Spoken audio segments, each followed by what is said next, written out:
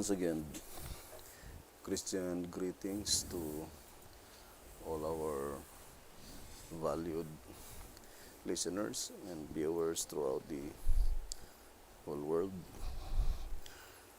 more particularly to all Shepherd's Rod believers, and most especially to our beloved brothers and sisters in the United States of America. Special greetings to our brethren in Colorado and PG Island and Africa, United Kingdom, in Spain, Mexico, and to our brethren in Australia, and to all the 144,000 living saints listening and viewing this program. This message is especially dedicated to all the living saints scattered throughout the whole world. Good evening, and may the good Lord bless you, brothers and sisters. This is our episode number 18, the subject, the fulfillment of Ezekiel 9. Now, to continue our subject, let's go back again to the statement in 2SR 162. It says, the cases of all who are sealed from 1929 to the final close of provision will be investigated before the throne in the heavenly sanctuary while living. The investigation commences after the fulfillment of Ezekiel 9. Those who are sealed from 1929 to the fulfillment of Ezekiel 9, close of provision for the church, are living saints. 144,000 in number, who shall never die. Translated, without tasting death.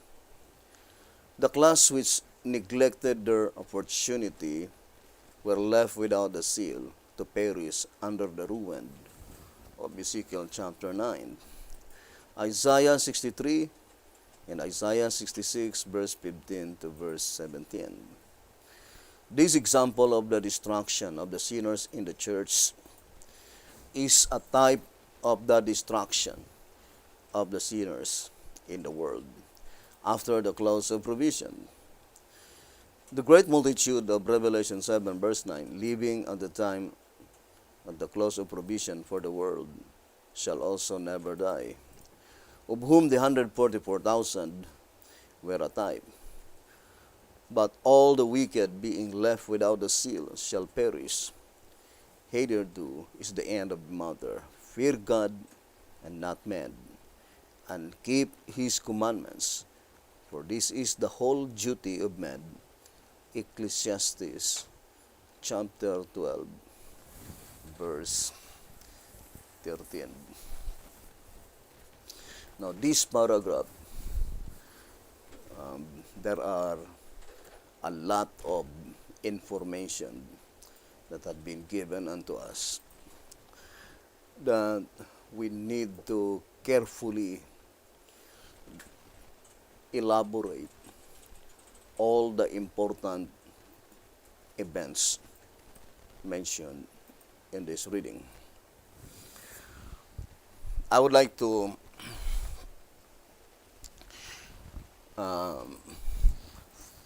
focus first to the statement saying, this example of the destruction of the sinners in the church. Or in other words, let us ascertain clearly that particular event, the destruction of the sinners in the church. So let us read 1 TG number 6. So let us read the statement. Here in 1 TG number 6 on page, let's read the statement.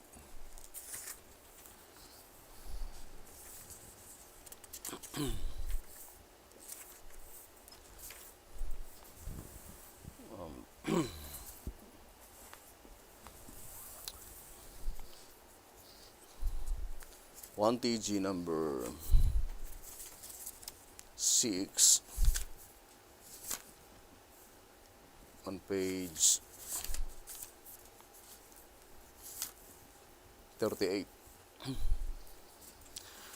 1 TG number 6, page 38. It says, "It is obvious that they escape the destruction of these sinners in the church." Then it says, "Only the holy ones, those whose names are left written in the book, escape the destruction that falls upon the wicked in the church. Only they constitute the remnant, the ones that are left." So, the statement is very plain that the only ones who shall escape the destruction that will occur in the church are those whose names are left written in the Lamb's book of life. So, this statement can be easily discerned that the blotting out of names precede the destruction that will occur in the church. So before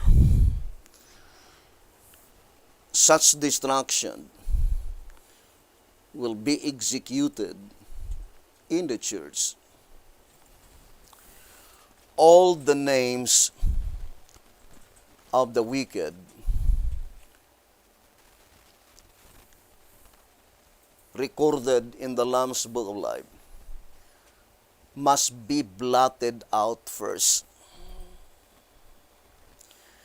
And only those whose names left written in the Lamb's Book of Life, they are the only ones that shall be able to escape the destruction that will occur in the church. And according to 1 TG number 11 on page 11, it says,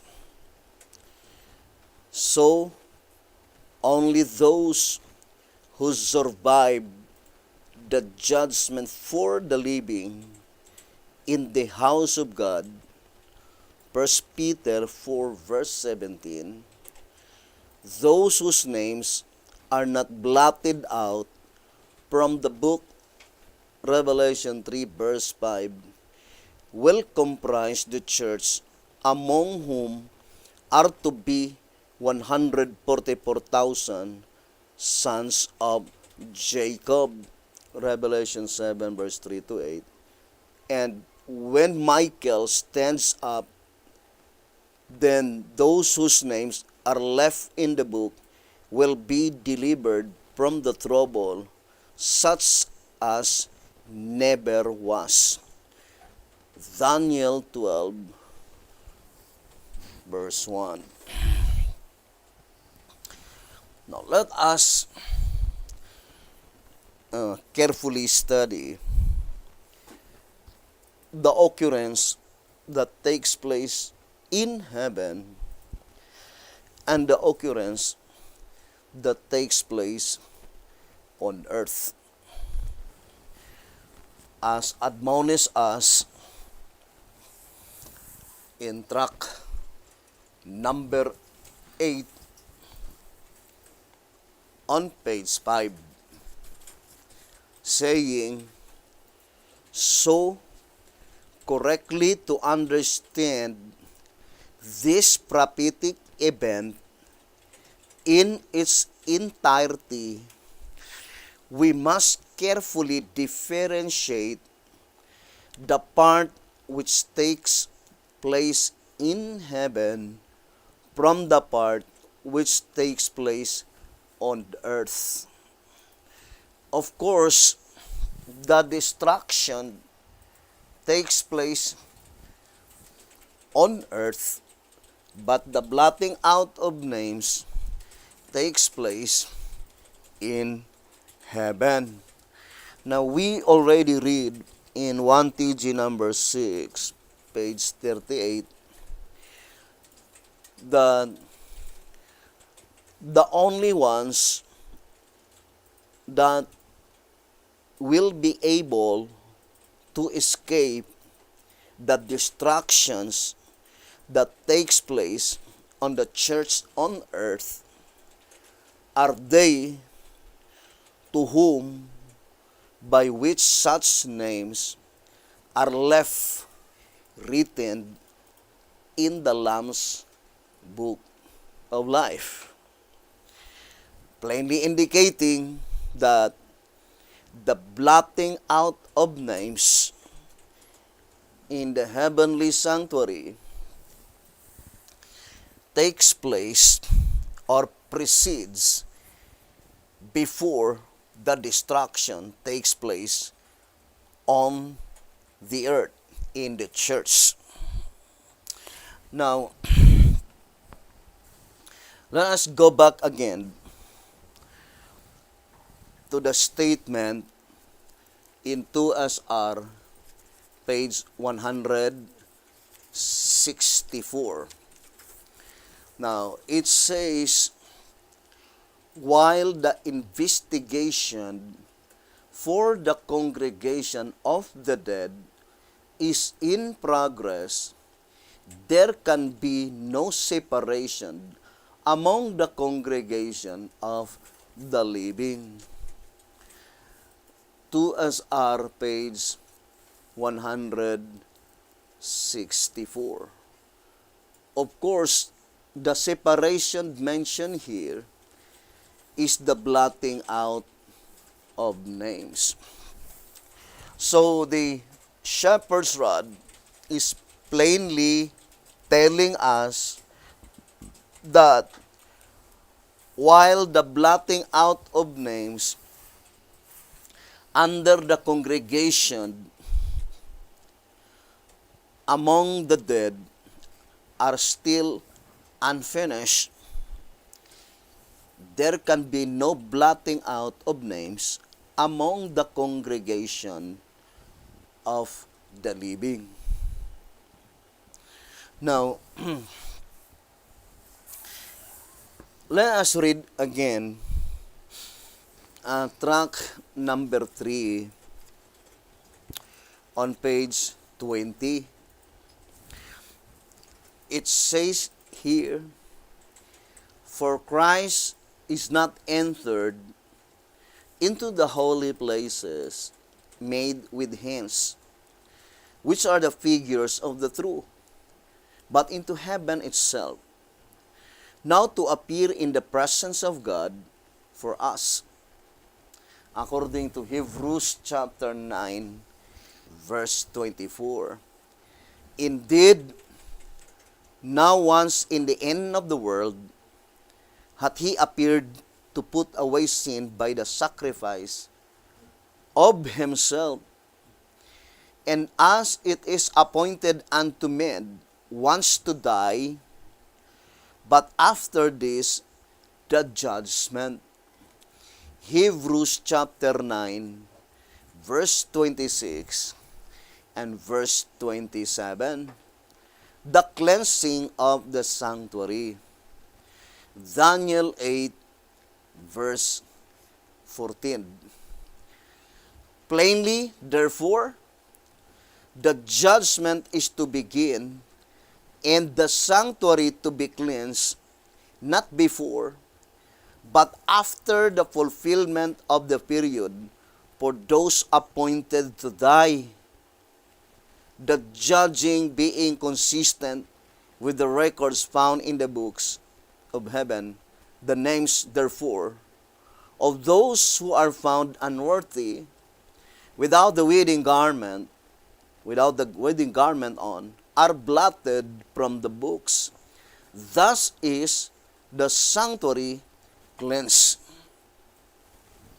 Now, in this reading, track number 3, page 20, plainly telling us that the cleansing of the sanctuary, both to the commencement and to the end part, it will not begin, not until after the period for those appointed to die. That statement, appointed to die, can only be easily understood that they were judged while living. So, they were judged while living. Now, going first to the commencement of the cleansing of the sanctuary, because our subject is to the commencement, or in other words, to the very first day of atonement, the very first day of blotting out of names, and to the last day of atonement, the last day blotting out of names, by which after that day of atonement, the books in the heavenly sanctuary are completely cleansed. And that is the statement in track number 3 on page 73 and page 74. Being the Day of Atonement in type for both the dead and the living, this service of the earthly tabernacle therefore projects the Day of Atonement in its antitype, the cleansing of the sanctuary in heaven from unworthy names in the books, and the cleansing of the church on earth from its unconverted and unstable members, thus bringing the time of clean books, clean church, and clean people. So, in this reading alone, it was perfectly arranged in its proper order that First, clean books. Then after that, clean church. And then, clean people. But let us focus first to the very first event to take place, the last and the final Day of Atonement, by which after that Day of Atonement, the books in the heavenly sanctuary are completely cleansed according to the voice of inspiration. Now, since we already read in 1 TG number 6, page 38, that the only ones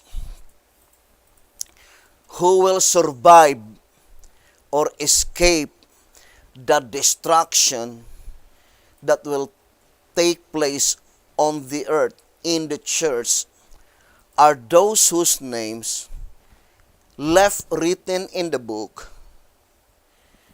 can be easily understood, that the cleansing of the books in the heavenly sanctuary will be completely accomplished, completely finished before such destruction will occur in the church. And the voice of inspiration called it the first aspect of the judgment. Now let us read the statement again in answerer number 5, page 30. According to Jesus' parable, this work takes place in the time of harvest, the end of the world. Matthew 13, verse 30 and verse 40. And as the congregation of the dead, as well as the congregation of the living, are commingled with the good and the bad, the judgment takes place among both, first among the dead, then among the living. In the judgment, the decision is made as to who are worthy of eternal life and who of eternal death. John chapter 5, verse 28 and verse 29. Who are to come up in the first resurrection, Revelation 20, verse 6, and who in the second, also who are to be translated when Jesus comes, 1 Thessalonians 4, verse 16 and 17, and who are to perish at the brightness of his coming, 2 Thessalonians chapter 2, verse 8. This is the first aspect of the judgment, and being only a bookwork, Daniel 7, verse 10, a work that does not disturb either the dead in the graves or the living in the church, it takes place in heaven. So, we need to ponder deeply, brothers and sisters, this very important event. To repeat again, brothers and sisters, the voice of inspiration is plainly telling us that the first aspect of the judgment is bookwork, takes place in the heavenly sanctuary, and that judgment that takes place in the heavenly sanctuary is the judgment in the holy place, the blotting out of names. And that event, the final Day of Atonement, takes place before such destruction will occur in the church. So, that is very plain in that reading. Now, I would like to read, I think, um, old symbolic code. Then we'll go back to SR 162. Now let us go to the old symbolic code. Here in two symbolic code, number 11 on page 6. So two symbolic code, number 11, page 6. If the investigative judgment for the living does not begin till after Ezekiel 9, please tell me when the tares in the Seventh-day Adventist Church are judged, for they are living when the sealing message comes.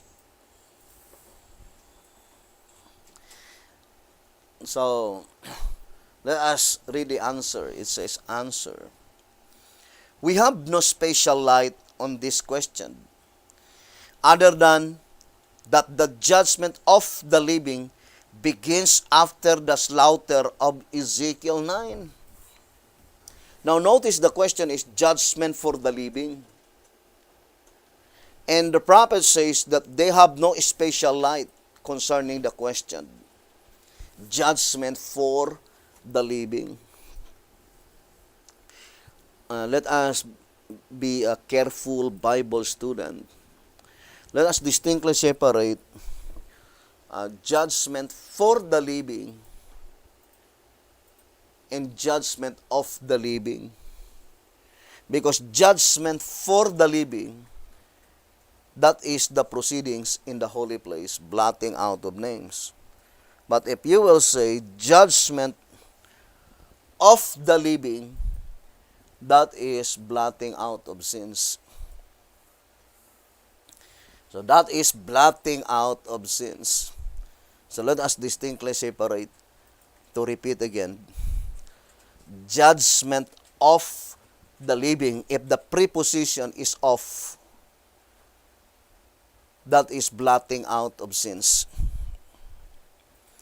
But if the preposition used is for, judgment for the living, that is blotting out of names. So that is distinct and separate event. And the question here is concerning the judgment for the living.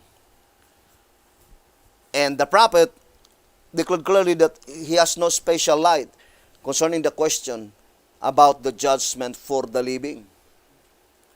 So the only light that was given by God to Beti-Hotep is concerning the judgment of the living, by which the prophet says, we have no special light on this question, other than that the judgment of the living begins after the slaughter of Ezekiel 9.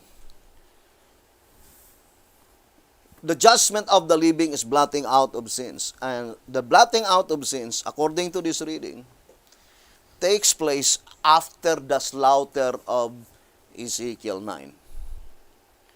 So we need to study now closely. If we could be able to ascertain clearly when would be the blotting out of sins of the 144,000, then prior to that blotting out of sins, there must be slaughtering. Because the voice of inspiration says that the judgment of the living takes place after the slaughter of Ezekiel 9. Now let me read to you first that judgment of the living is blotting out of sins. Now let us read the statement here. Then we will go back to this reading. One symbolic code, number 16, page 3. So one symbolic code, number 16, page 3. Malachi 3 first applies as a type to the purification of the earthly temple in the days of Christ, John 2 verse 14 and 15. But the direct application finds its fulfillment in the antitype, that is, in the purification of the church when he comes to his earthly temple, the church, to purify the sons of Levi, the ministry, the 144,000. Then it says, after this, he comes for the investigative judgment of the living to his heavenly temple to blot out their sins. So what is judgment of the living? To blot out the sins of the 144,000. So, in order to get the full beam of light concerning this very critical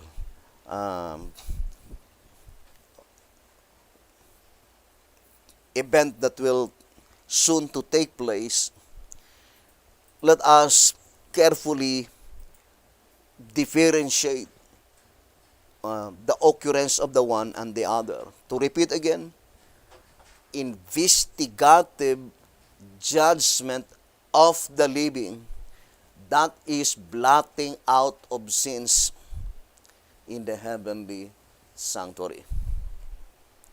Now, the shepherd's rod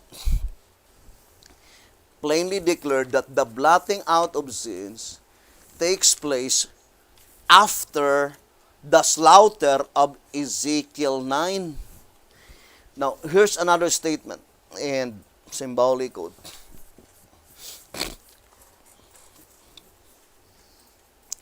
Hmm, 12 symbolic code. Number 3 on page 21. So, let us read the statement.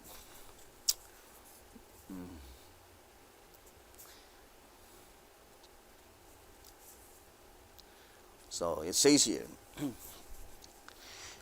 you will find that the message consistently teaches that the judgment of the living has not yet commenced, that we are still living in the time of the judgment of the dead, and that the slaughter of Ezekiel 9 is what marks the judgment passing from the dead to the living. Then it says, the commencement of the judgment of the dead was marked by lightnings and thunderings and voices. Revelation 4 verse 5. Whereas the commencement of the sanctuary phase of the judgment of the living is marked by voices and thunderings and lightnings and an earthquake. Revelation 8 verse 5, the Shepherd's Rod, volume 2, page 220 and 221, and track number 15, page 64. As to the time of the commencement of the judgment of the living, see the answer number, book number 1, pages 94 and 95, and the Shepherd's Rod, volume 2, page 220, which says, when the seal is opened and the judgment of the living begins, we must know it. The date of that glorious event will be made known at the fulfillment of Revelation chapter 8, verse 5. Now, let us focus first to the statement that the judgment, the investigative judgment of the living takes place after the slaughter of Ezekiel 9. And the slaughter of Ezekiel 9 is what marks the judgment passing from the dead to the living. 12 symbolic code number 3, page 21. So, and here's another statement I would like to read. I think still in 12 symbolic code.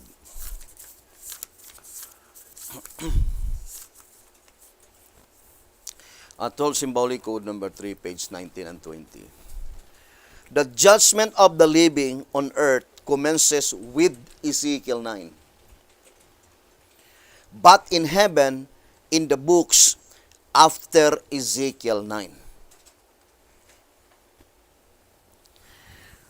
12 symbolic code number 3, page 19 and page 20. So let us distinctly separate the judgment of the living that takes place on earth. Because commences with Ezekiel 9. That is with Ezekiel 9. Or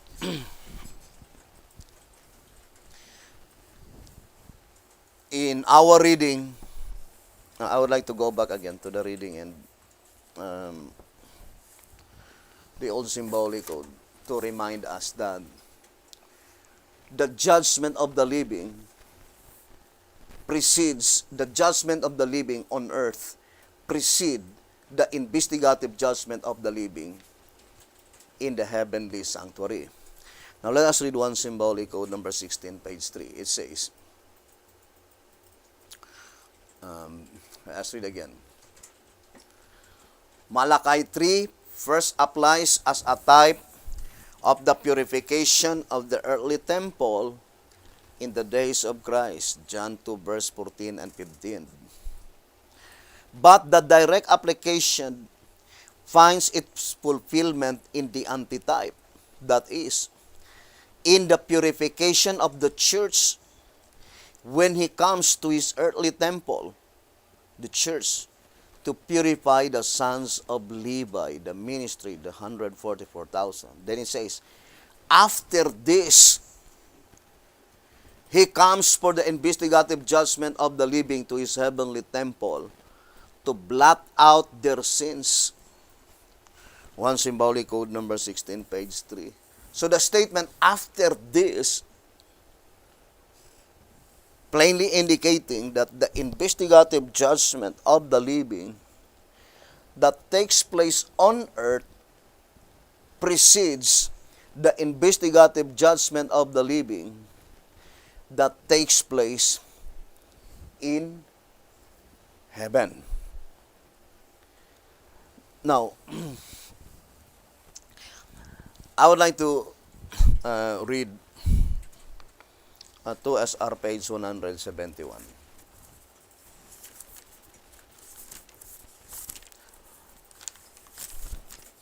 It says, the sealing of the 144,000 is at the closing of the judgment of the dead and at the beginning of the judgment of the living.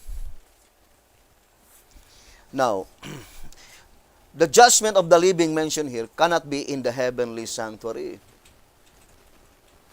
Because this judgment of the living is the period of the sealing of the 144,000.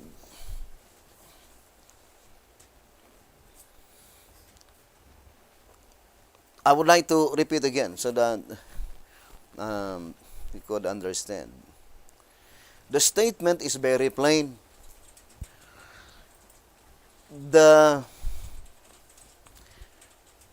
sealing of the 144,000 takes place at the beginning of the judgment of the living.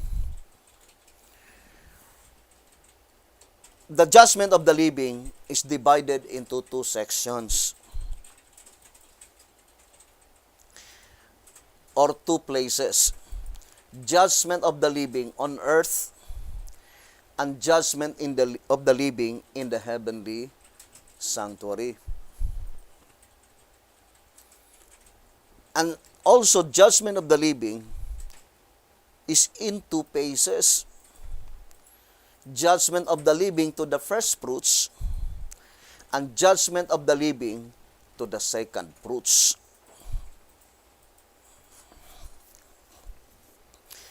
Hope that I could help all my beloved brothers and sisters who are listening this message. And I will try my best that uh, I could be able to explain it in more comprehensible manner. But I will try to provide a little board so that I could illustrate our study more vividly. Now to repeat again, brothers and sisters, judgment of the living.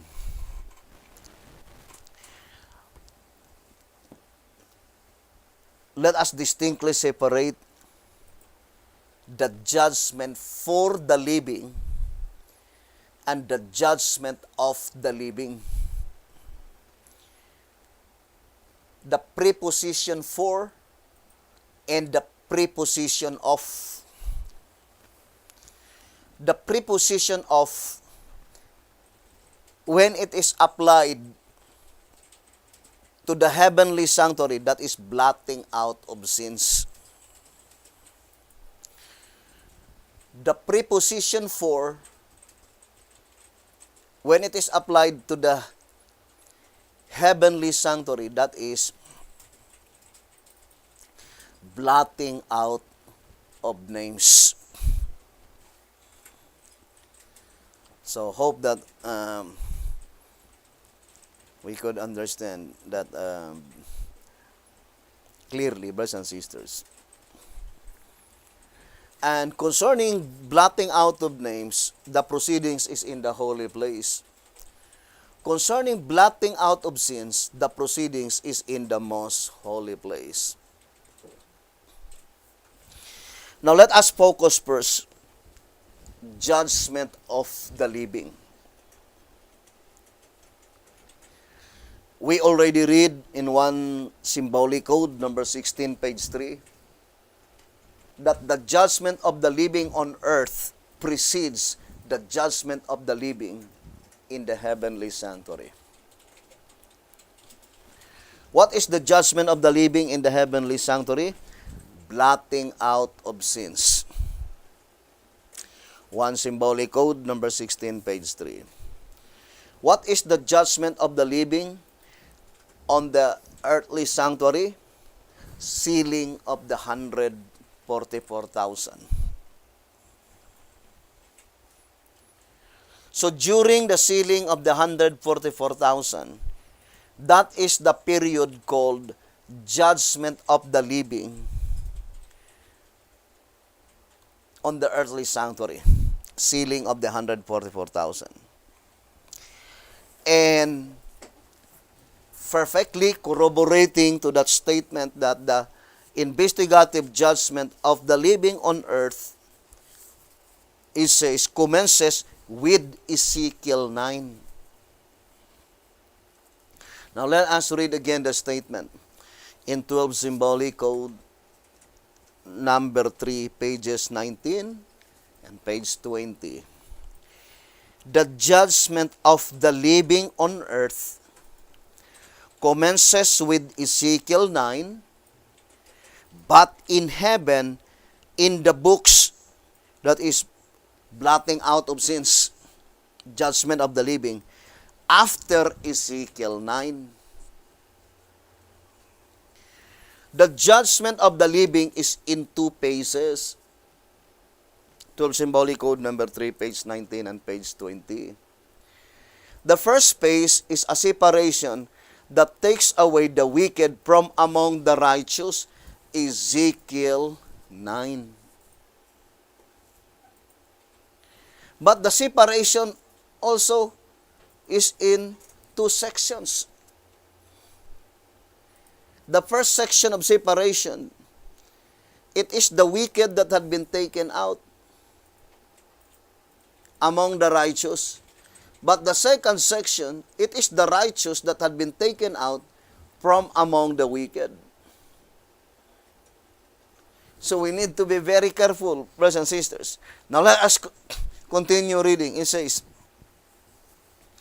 the first phase is a separation that takes away the wicked from among the righteous, Ezekiel 9. But we already explained that the first space that pointing to Ezekiel 9, which pointing to the occurrence on the earth, at the same time divided into two sections, or in other words, the first space, which is a separation. Brothers and sisters, is also divided into two sections. The first section is, it is the wicked that had been taken out, but the second section, it is the righteous that had been taken out. So, hope that, I know, if we will continue, the more we repeat these occurrences, it will become more clearer and clearer. And to help us more clarified, I know it is in absolute necessity that if possible we could be able to provide a visual aid so that we could understand this subject more clearly. So it says, the first phase is a separation that takes away the wicked from among the righteous.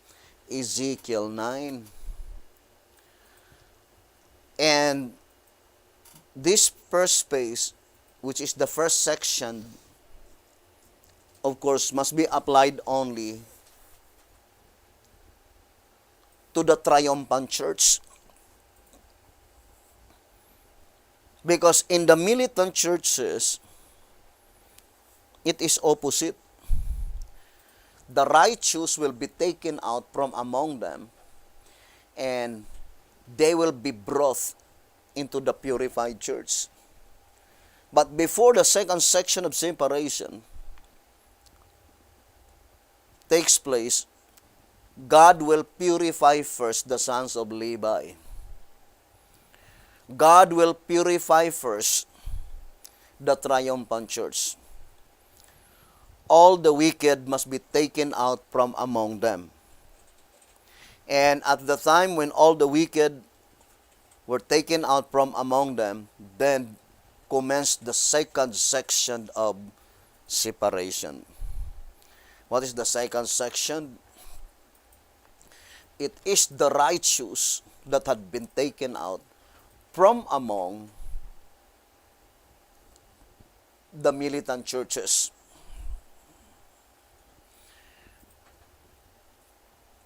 In the world, or sometimes called Babylon,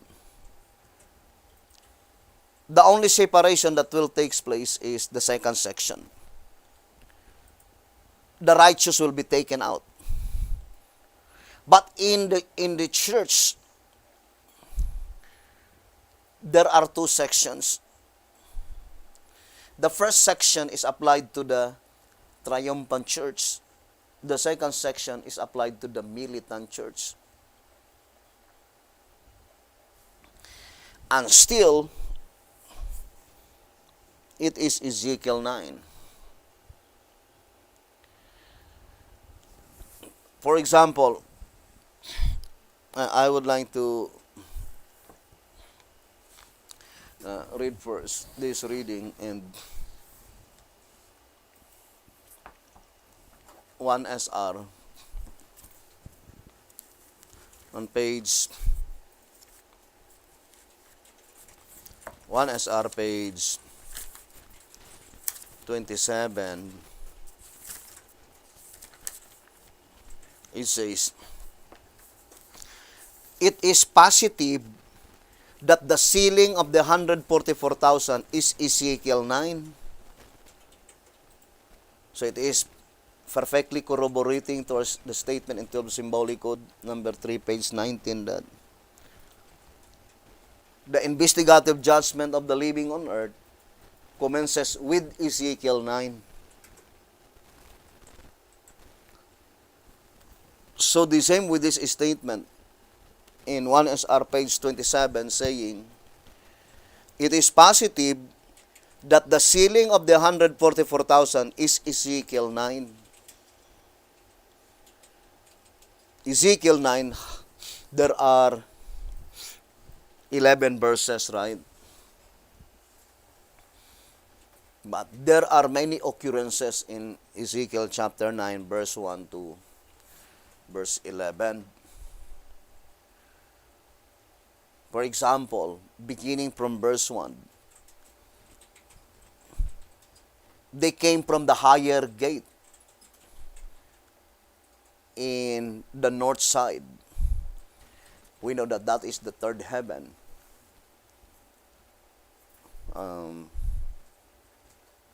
The place of our Almighty Father. So these 6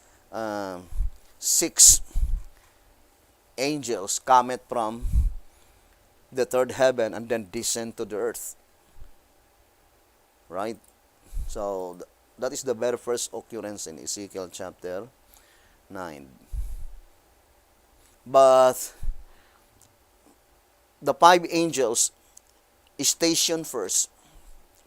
They stationed in the second heaven, while the man with the writer inkhorn descend from third heaven to the second heaven, first heaven, down to the earth to seal the 144,000.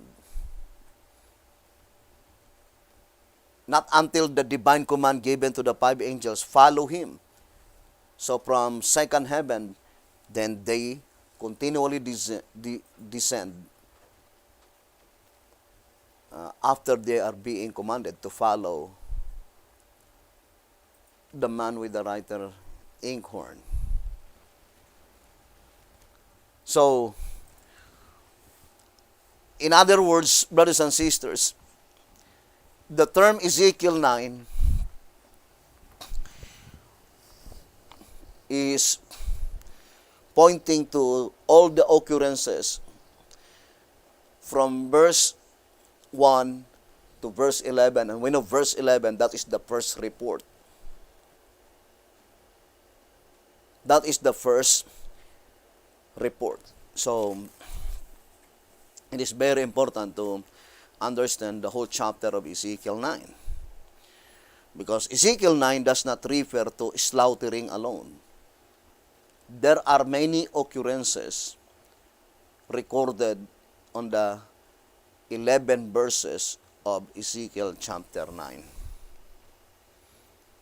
But here we focus first to the sealing of the 144,000. Do not forget, brethren, that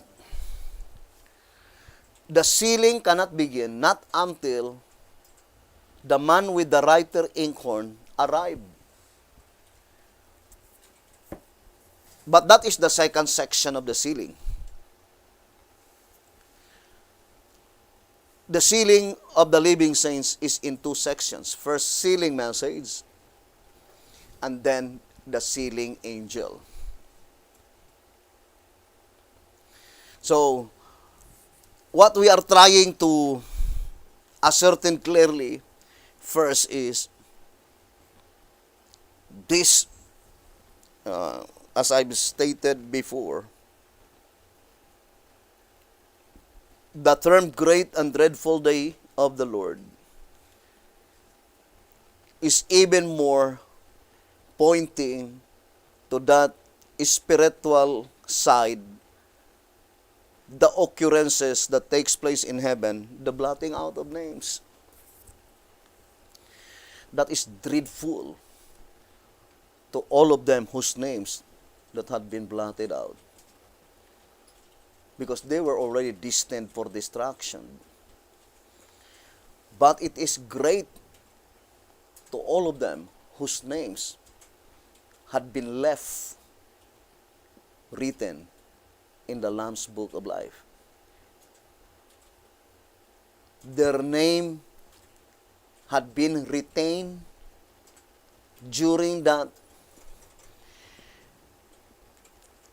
Day of Atonement, the final Day of Atonement, by which all the names in the congregation among the living, all unworthy names must be blotted out.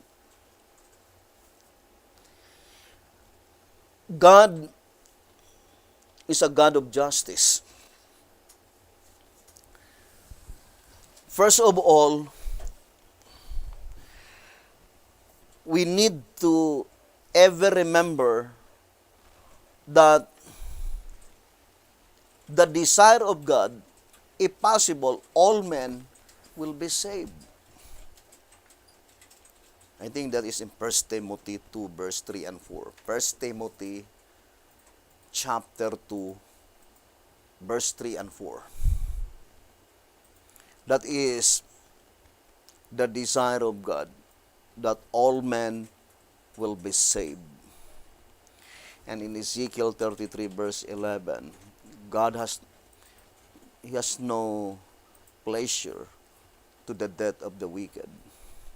Or in Desire of Ages, 581, saying that destruction, the work of destruction, is a strange work. The term strange work meaning God has no pleasure to destroy humanity because He is the one who created us.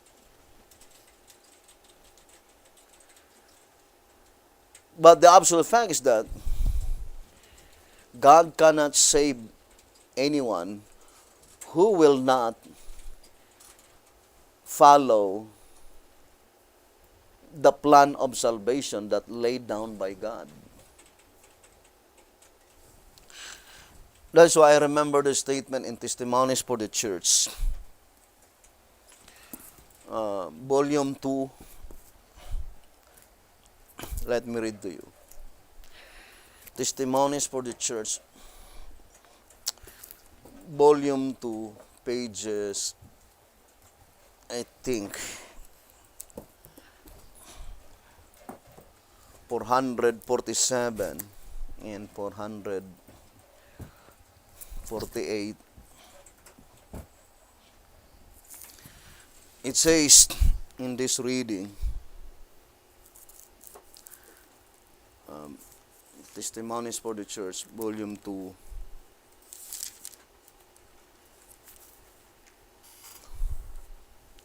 let us read the statement, brothers and sisters. 445, brother. Testimonies for the Church, volume 2, page 445. It says, I have tried in the fear of God to set before His people their danger and their sins, and have endeavored to the best of my feeble powers to arouse them. I have stated startling things, which if they had believed, would have caused them distress and terror, and lead them to zeal in repenting of their sins and iniquities. I have stated before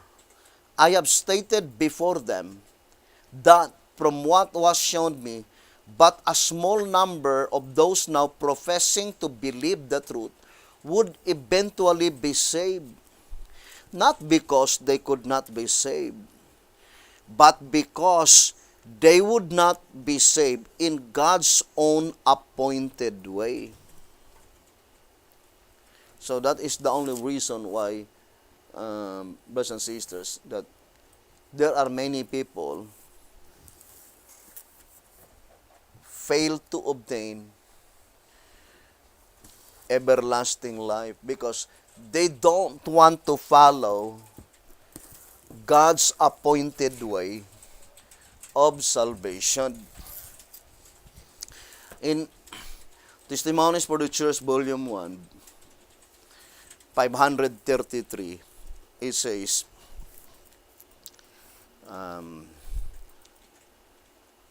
Testimonies for the Church, Volume 1,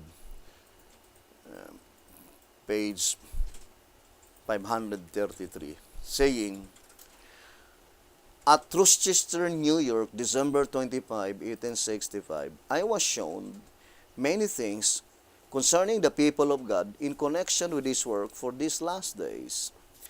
I saw that many professed Sabbath keepers will come short of everlasting life. So many Sabbath keepers will come short of everlasting life. Testimonies for the Church, Volume 1, page 533. Now, here in 2SR, I would like to read that statement. 2SR page 238, it says, here we see another type. God's truth to the world before the Bible came coincides with His truth in the time of the Bible, showing that God has but one truth, one Christ, and one gospel in all ages. Therefore, the idea taught by self-styled ministers of the gospel that God had one method of saving people before the Bible came into existence, another in the Old Testament time with the descendants of Abraham, and still another for the new and the Gentiles, etc., is a deception of the devil, and there is no truth in it. Not only the things written prove the truth and exposes the error, but even common reasoning tells us there can be no justice in such an ever-changing method of salvation. For I am the Lord, I change not. So there must be only one method employed by God how to obtain eternal life or everlasting life, brothers and sisters. The same with the statement in 2TG 39 on page 6. It says, so far in our study, we have seen that God is impartial, that He has endeavored to save all peoples at all times in the same way as He is endeavoring to save us, that He is not experimenting with Himself, not saving us one way and others another way. 2TG 39:6. And that one method of salvation, brothers and sisters, is illustrated in the subject of the seven seals. That the only method of salvation that God employ to all humanity is that through the acceptance of the present truth revealed in every generation, brothers and sisters, the only way that we could obtain salvation. Now here in 2SR page 198, let's read again here. 2SR page 198, the seven lamps of fire burning before the throne, which are the seven spirits of God. Revelation 4 verse 5. The lamps of fire, seven in number, present before the throne, represent completeness of the truth of God. Present truth revealed to every generation since the world began, by which we are judged. Those who are obedient to all the light and truth given them have come up to the requirements. They are sealed and cleared from the condemnation of the law of God. I remember the statement in Bible commentary. Let me show to you. In 7 BC, it says here in Bible commentary, um, the spill prophecy plainly telling here, brothers and sisters, the seal of the living God is to serve as our passport.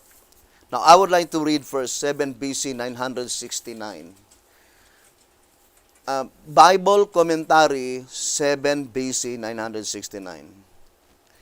It says, the Lord would teach man the lesson that though united in church capacity, he is not saved until the seal of God is placed upon him.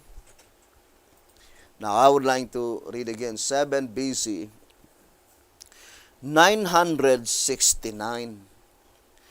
The Lord would teach man the lesson that though united in church capacity, he is not saved until the seal of God is placed upon him.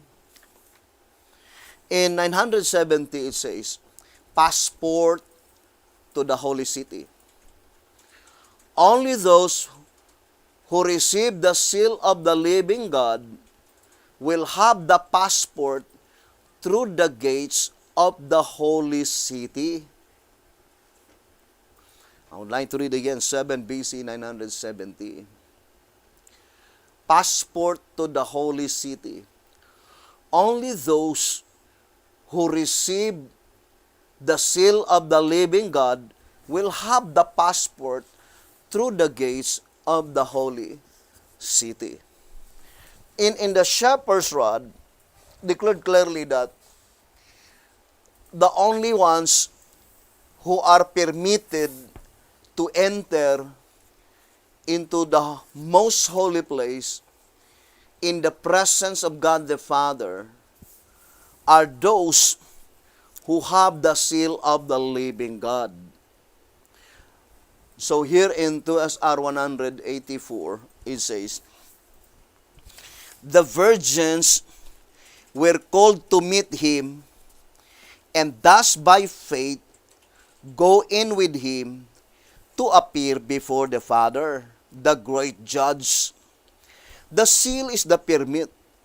It places their names in the Lamb's book of life, and thus it grants to them the right to appear before the Father in the judgment, not in person, but in figure, thus having their sins blotted out. 2SR 184. Or in other words,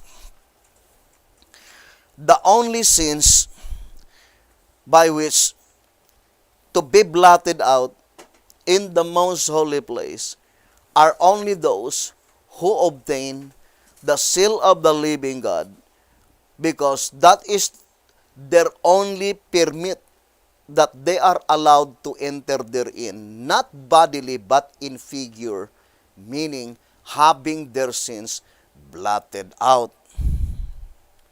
2SR 184. So, to repeat again, brothers and sisters, there is only one method employed by God to save humanity, and that is to obtain the seal of the living God. And there is no other way that you could obtain the seal of the living God except by accepting the present truth. And here in 1SR page 28, let us read again the statement. 1SR page 28, it says, according to these scriptures, which are plainly stated, we must conclude that the saints of God are sealed with present truth in all ages, and whatever that present truth is, That is the seal. I would like to read again in 1SR page 28 that it says, according to these scriptures, we are plainly stated, which are plainly stated, we must conclude that the saints of God are sealed with present truth in all ages, and whatever that present truth is, that is the seal. But we studied several times that the seventh sealing period, being the last, must concern the living. 2SR 202. But the seventh sealing period, being the last, must concern the living. Therefore, there must be a definite present truth which is intended to the saints that will no longer to taste death. And for sure, the one who will proclaim that message must be antitypical Elijah the Tishbite. And 100% his message must be the shepherd's rod. Because according to this reading in the Old Symbolic Code,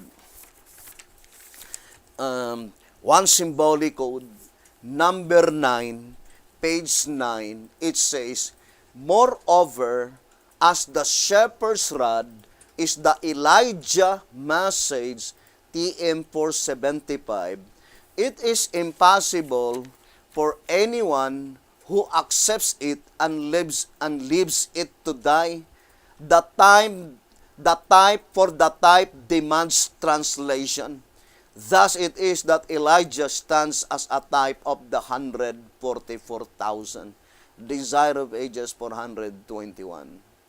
So there is no other message that antitypical Elijah the Tishbite shall proclaim except the shepherd's rod message.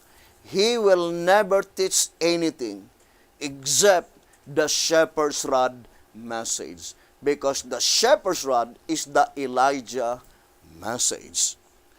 That is very plain, brothers and sisters, that you cannot hear from him any message other than the message that was recorded in the shepherd's rod. And that is the present truth under the seventh seal, brothers and sisters, by which that present truth under the seventh seal is no longer to seal God's people for a promise of resurrection, but rather to seal God's people for translation. They will no longer to taste death. So the statement in 2SR 164 saying, but when our high priest shall begin the atonement for the living, so it is judgment for the living. As a matter of fact, the statement in the upper part saying, while the investigation for the congregation of the dead is in progress, there can be no separation among the congregation of the living. Can be easily understood that when the blotting out of names among the congregation of the dead is finished, then the blotting out of names among the congregation of the living must begin. And then it says, but when our high priest shall begin the atonement for the living, this is blotting out of names. There must be a message of present truth, sounding of the trumpet, urging everyone to lay hold on the Lamb of God, Jesus Christ, by which only can he in figure come to the sanctuary, confess his sin, and secure his life. Unless the close of the judgment for the dead and the commencement for the living be made known to us, we would have no present truth. while the judgment for the living is in session. Now this is the question. When the judgment for the living is in session, is it provisionary time or is it close of provision? Now, let us read the statement here in 2SR page 219. It says, while the judgment for the living is in progress, every sin must be confessed and put away. He who would neglect this great privilege will find himself involved in everlasting ruin, cut off from among his people. Ignoring this most vital subject would not profit us in the least. 2SR 219. The Shepherd's Rod says this is the most vital subject, meaning very important to understand, to know when the judgment for the living begins. And several times we read, brothers and sisters, here in 2SR page 220, saying, is there any way that we can determine? It says, is there any way whereby we can determine the time of the opening of the seal and the commencement of the judgment for the living? If God so faithfully revealed to the living the commencement of the judgment for the dead, it cannot be possible that He would keep secret the time of the judgment for the living. If He did, we would have no present truth in the time of the last seal. Neither could there be justice in such secrecy, nor could such judgment be legal. Therefore, a revelation of the judgment for the living is of as great importance as the revelation of the gospel itself.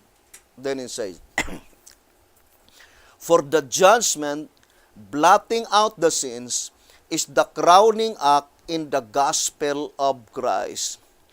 Thus we conclude that when the seal is opened and the judgment for the living begins, we must know it. The Day of Atonement in its type proves the same, for the Israelites were well informed of the event, their duty, and the consequence. 2SR page 220. But, brothers and sisters, you need to ponder deeply this very important event, brothers and sisters, and to repeat again, it was graciously given unto us by our Almighty God, the information of this coming Day of Atonement, last and the final Day of Atonement, which is the blotting out of names among the congregation of the living. Because the blotting out of names among the congregation to the saints that are destined to die and then be resurrected was already finished. The last Day of Atonement. The last Day of Atonement is in the Bible calendar, that is October 10, 2021. It was already finished. That is Bible calendar. And that is why very important that we have clear knowledge and clear conception. When does October 10, 2021 fall on the Gregorian calendar? But since that is not our subject, but it was already finished. It was already in the past. The Day of Atonement. This coming Day of Atonement is in the Bible calendar, it is October 10, 2022. And this October 10, 2022, that is the final and the Day of Atonement, the blotting out of names. And from this time, um, more or less, there were only remaining at least 6 or 7 months, brothers and sisters, to that coming Day of Atonement, the blotting out of names. Now, remember, brethren, the shepherd's rod is very plain here in 2SR 164. I would like to read to you. And remember, the only way that you can rest assured that your names will be remain, not to be blotted out in the Lamb's Book of Life, is the acceptance of the present truth. Because that is the only method that God employ to save humanity. The only thing is that the present truth under the seventh seal is not the present truth under the sixth seal. So, let us distinctly separate the present truth that intended to the saints who are destined to die and the present truth to the saints that will no longer to taste death. And this is the very message that you are listening. The knowledge concerning the commencement of the judgment for the living is in itself constitute the present truth under the seventh seal. Now let us read again the statement here in 2SR page 164. It says, "But when our high priest shall begin the atonement for the living, there must be a message of present truth, sounding of the trumpet, urging everyone to lay hold on the Lamb of God, which is Jesus Christ, by which only can he in figure come to the sanctuary, confess his sin, and secure his life." Now, it is very important to study the subject concerning the sanctuary or the daily and the sanctuary. Because there is a sanctuary that had been trodden underfoot in Daniel 8 verse 11 and 12. By which, if that is the sanctuary by which you confess your sin, brothers and sisters, the one sitting on the throne of that sanctuary is the devil. So, that is why very important to study the prophecy. Because there is a counterfeit sanctuary. Although, in reality, the term counterfeit, I think, is even more appropriate to use the term, the sanctuary which is of God but had been defeated by the devil. Because that is the vision that was shown by God to Daniel. And we will discuss that on the subject. The daily and the sanctuary. But at this time, I'm trying to emphasize the chronological order of events, brothers and sisters. But I will not weary to remind always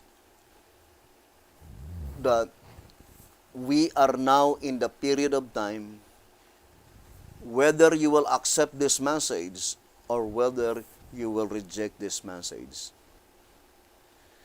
Our eternal destiny hangs how we treat the present truth.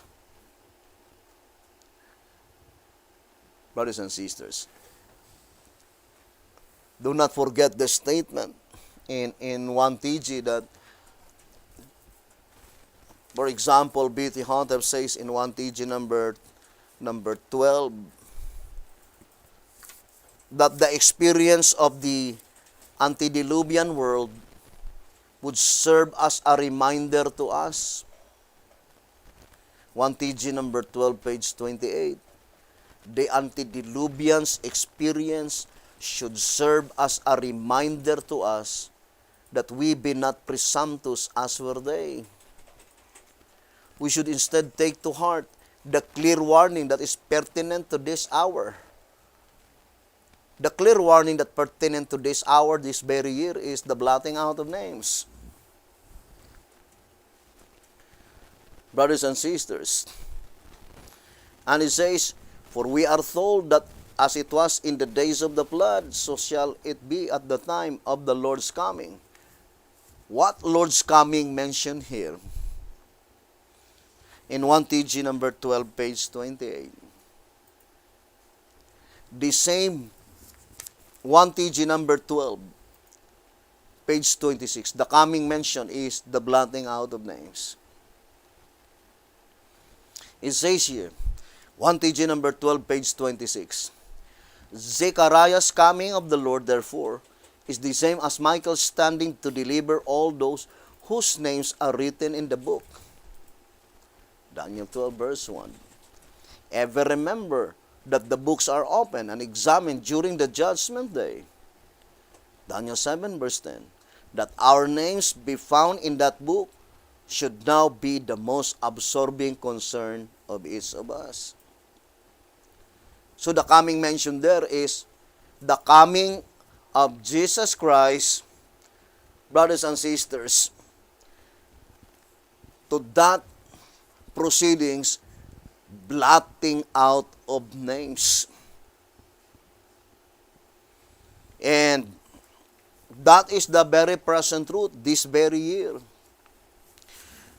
Remember, the Shepherd's Rod says in 1TG number 50, page 15, that it says, but all perish as fools only because they had failed to give heed to present truth, had failed to feed on meat in due season. What folly, what disaster. Brethren, to repeat again and again, the voice of inspiration says in 2SR 218, it is the reception or rejection of the message that will fix the destiny of the two classes. 2SR 218, it is the reception or rejection of the message that will fix the destiny of the two classes.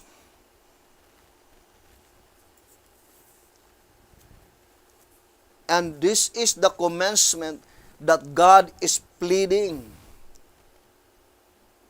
with all flesh. That pleading begins to the sealing of the 144,000. It says here in the old symbolic code, one symbolic code number 16, page 3, this question is answered by Isaiah 66, verse 16. For thereto is stated that he will plead with all flesh. And the September number of the code, page 7, proves that the Lord begins to plead with all flesh in the proclamation of the sealing message and the fulfillment of Ezekiel 9 in the church. So the commencement of that predicted event that God is begun to plead with all flesh is the commencement of the fulfillment of Ezekiel 9. And it was illustrated according to the old symbolic code. Let me read to you. Here in the old symbolic code, to symbolic code number 11, page 8, two symbolic code. Number 11, page 8, saying, this experience will awaken them as if startled out of their dreams and will enable them to receive the power of the Spirit and to put on the beautiful garments of Christ's righteousness, which give by the prophets pleading, he is urging us to receive, as illustrated in Isaiah 52 verse 1.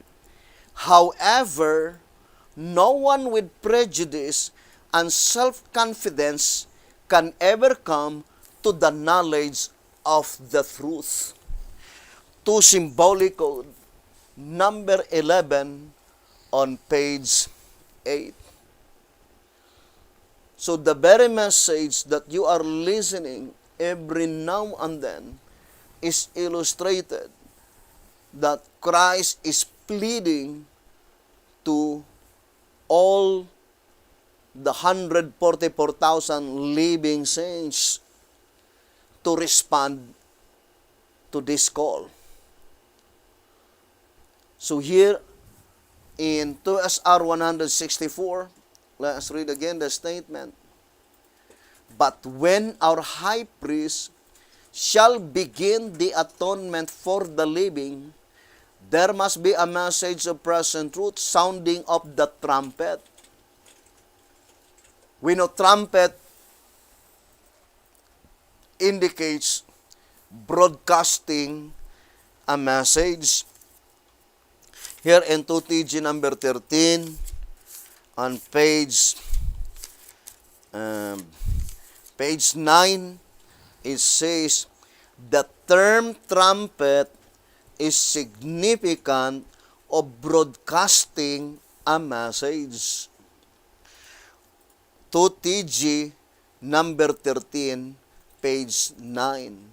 So the term trumpet meaning broadcasting a message. And it is even more definitely applied to the judgment that pertains to the living,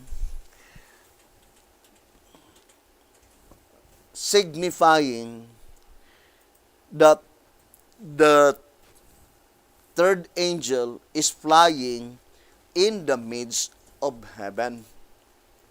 In Revelation 14, verse 9 to 12.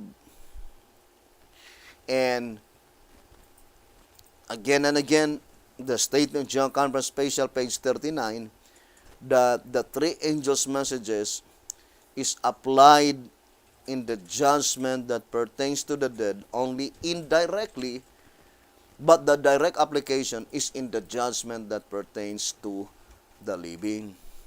Because the angel, the messenger, is not sent to explain the judgment, what to do to the dead, but what it is to do to the living.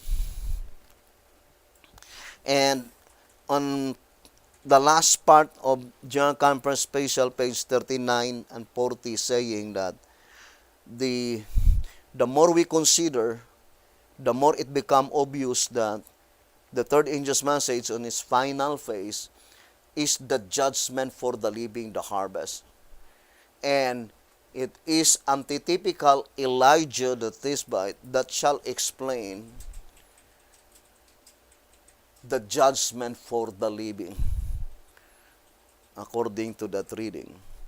And since the shepherd's rod plainly told us, I will no longer be reading, but because we read that several times in 2SR 229 and White House Recruiter, page 36, that it is God, our Almighty God, who inspired this modern science, this modern technology,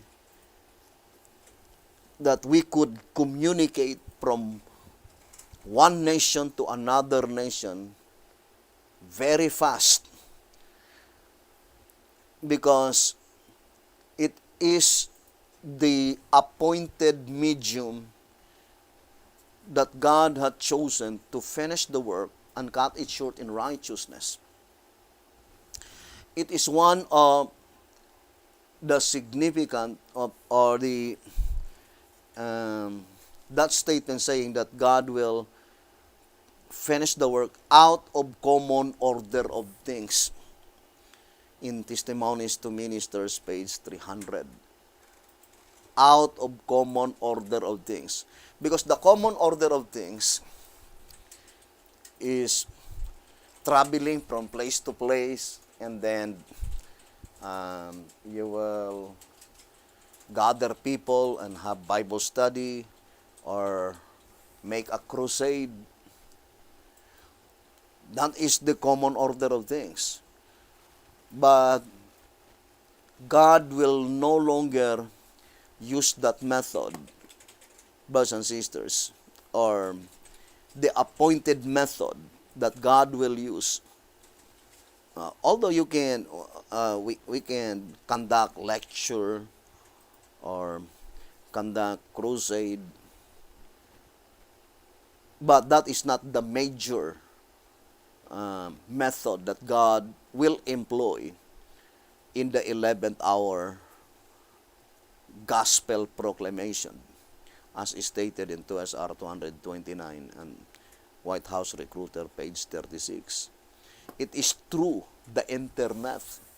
And that is the reason why 1,000 years ago, it was already recorded in Revelation 14 that the message of the third angel is flying in the midst of heaven. And the fulfillment of that is found in the judgment of the living, because according to 1SR,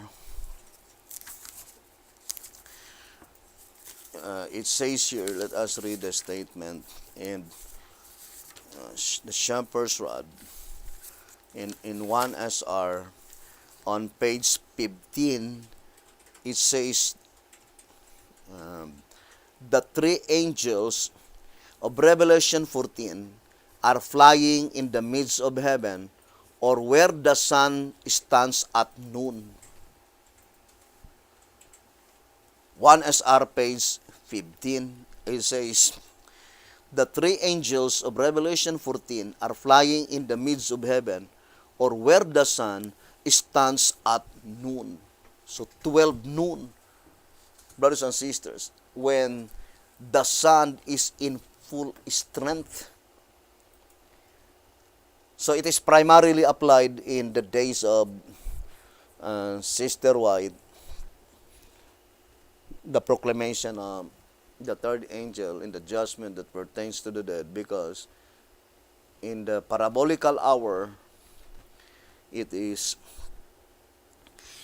3 p.m. in our modern time piece of clock, and that is the 9th hour in the old time piece of clock. But the perfect fulfillment of the third angel, it must be 12 noon, represented by the woman clothed with the sun, indicating that that is 12 noon. So the significance is that that church, that woman, the sun represent the entire plan of redemption. Being clothed, meaning it was bestowed unto that woman, unto the church, and for sure that is the living church, represented by the 11th hour movement, according to 1SR Packet Edition, page 58, and also White House Recruiter, page 61 and page 62. That is the 11th hour movement, brothers and sisters, the last and the final movement, represented by the woman, the last generation of men, in her writings, page 143.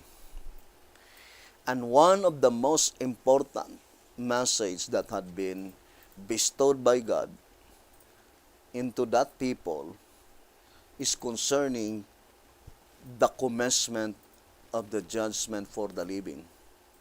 By which the commencement of the judgment for the living is the final day of atonement that pertains to the congregation of the living, the blotting out of names. And this is the very statement that we are reading in 2 SR 164. That when our high priest shall begin the atonement for the living, there must be a message of present truth. And one of the message that constitute that present truth is the knowledge when the judgment for the dead close, and the knowledge when the judgment for the living begins.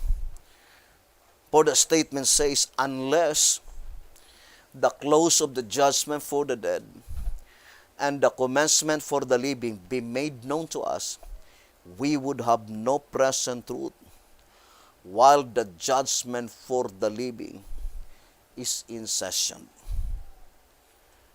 The word unless meaning except, brothers and sisters, but it was already guaranteed in the upper statement or the previous sentence saying, but when our high priest shall begin the atonement for the living, there must be message of present truth. In absolute necessity, in absolute importance, that Jesus Christ will not begin such proceeding, blotting out of names among the congregation of the living, without first informing them that they are now the very ones, or the cases that are now considered in the heavenly sanctuary is their own cases.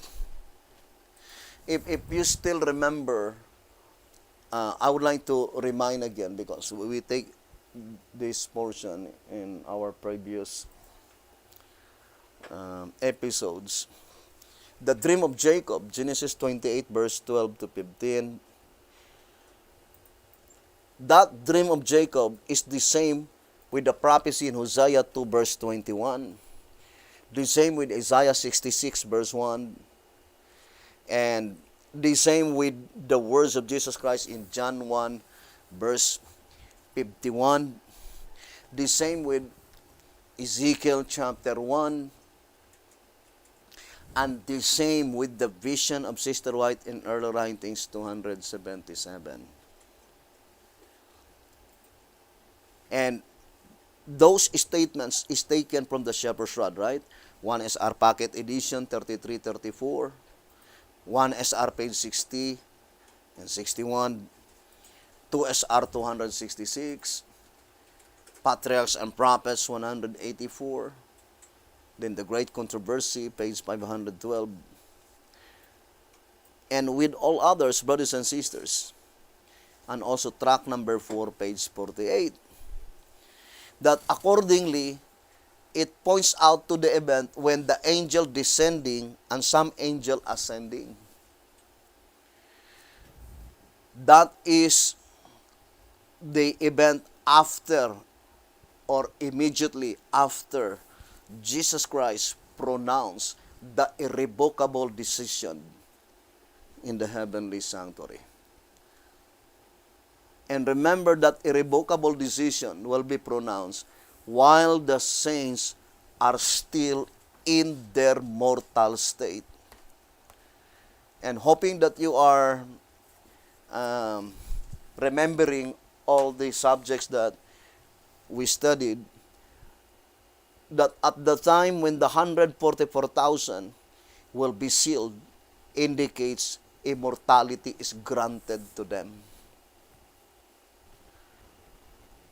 So, in other words, that statement that the irrevocable decision will be pronounced in the heavenly sanctuary while the righteous are still in their mortal state, that is the period of time by which whether resurrected saints or translated saints, immortality was not yet granted to them. But we know in Matthew 20, it is the 144,000 living saints, the very first one to be granted immortality. But it is pointing from 1844 onwards, not 1844 backwards. Because if you will apply that 1844 backwards, it is no longer reality, because there are many that had been granted immortality even before the 144,000 living saints were even born. But it is pertaining to the proceedings in the heavenly sanctuary that the arrangement of the proceedings is 5, because Matthew 20,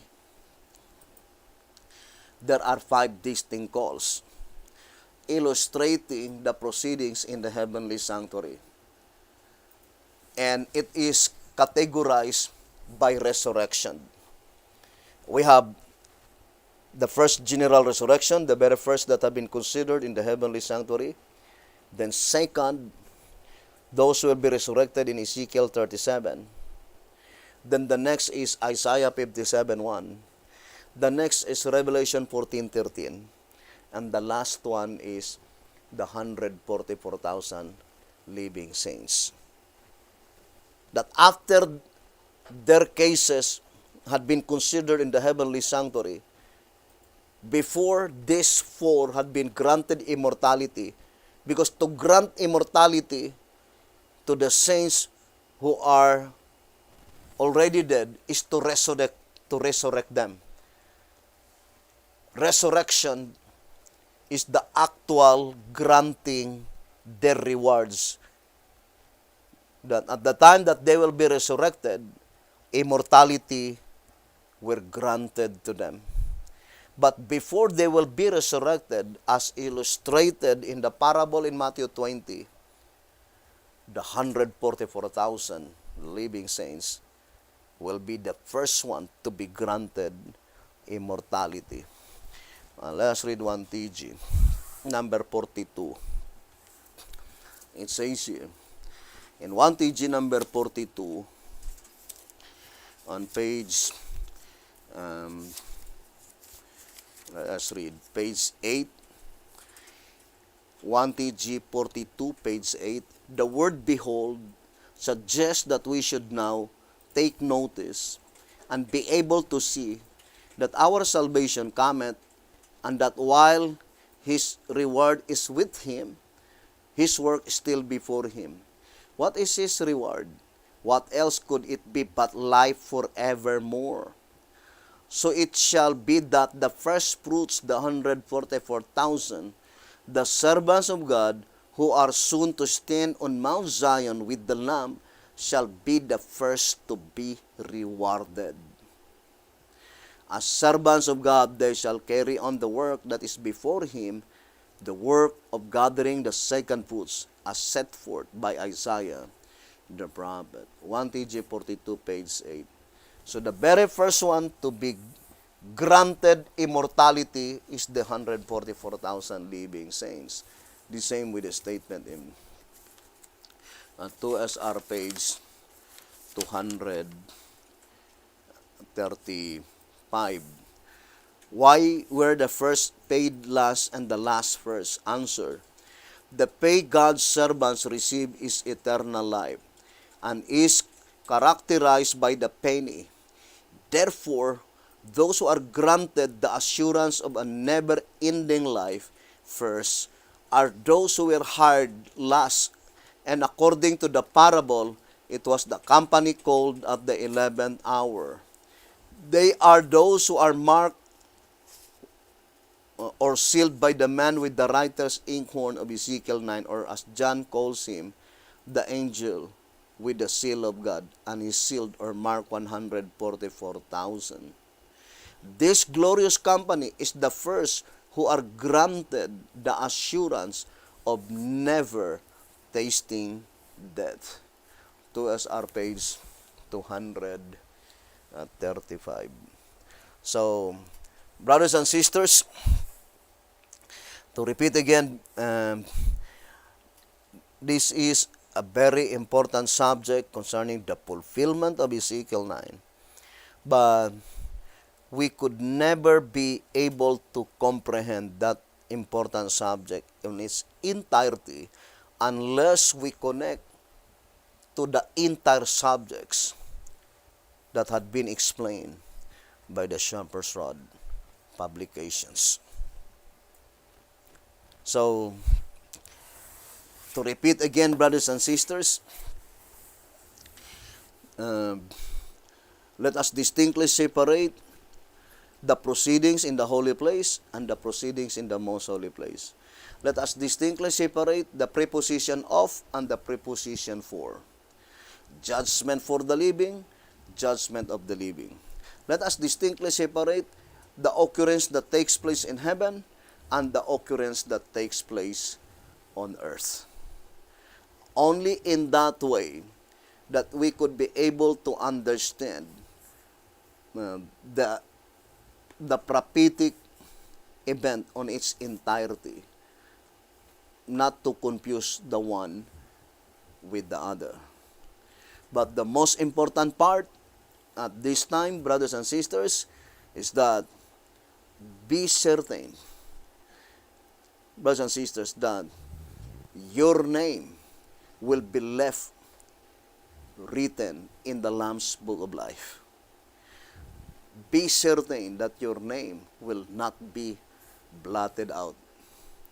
And to repeat again, brothers and sisters, the only way that you can rest assured that your name will be left written in the Lamb's Book of Life is to have the present truth. To have the present truth. And we should not be proud, brothers and sisters, or in other words, let us cease fooling our own selves. It is high time now, brothers and sisters, we need to face the reality. Because to flatter ourselves is only to work against our own eternal welfare. It's high time now to sit down, ponder deeply, and study closely, and ask ourselves and pray to God, does the present truth under the seventh seal to seal the 144,000 living saints are bestowed unto us? Does the present truth under the seventh seal, when the judgment for the living is in session, is bestowed with such movement by which we belong? Because the Shepherd's Rod declared clearly in track number 14 that if you want to make sure of your salvation, here in track number 14, page 22, it says, here in prophetic utterance is not only a promise to purify the church when modern Assyria is being crushed, but also a suggestive statement as to what constitute meat in due season for men today, and as to what movement they are to enlist in if they would make sure of salvation. Track number 14, page 22. You want to make sure of your salvation? Now, ascertain clearly the movement by which you belong. And since the Shepherd's Rod plainly told us that the only movement that we need to join is the movement where the present truth had been bestowed by God. That is the only unmistakable evidence, the strongest proof that cannot be denied. Brothers and sisters, the mere fact that in the Bible there is a predicted event by which there are many of them who will say, Lord, Lord, we prophesied through your name, we teach through your name, but Jesus Christ says, I never know you. So it is not important, brothers and sisters, that we will shout and prove that we are the true movement. But rather, the most important, does Jesus Christ claim or recognize us as His movement?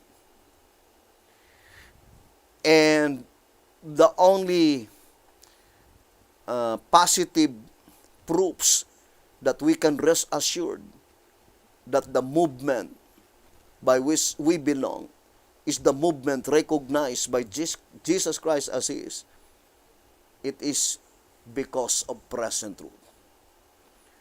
Because in 11 Symbolic Code, number 3, page 5, present truth comes only from God. And Jesus Christ will not deposit, will not entrust His present truth to a movement by which Jesus Christ do not recognize such movement as His movement. So it is foolishness, brothers and sisters, and not only foolishness, but it shows total blindness to declare that we are God's true movement, by which in reality we are destitute of the present truth under the seventh seal. We have no knowledge concerning the occurrences that takes place in the heavenly sanctuary. May the good Lord bless you, brethren. We love you, brothers and sisters, and hoping to see you in God's kingdom. We will continue this subject, this very important subject, the fulfillment of Ezekiel 9, and also I will try my best that gradually we could be able to produce such visual aids to make the subject more easier to comprehend. Thank you very much for listening and viewing this program. May the good Lord bless you and have a beautiful, wonderful evening.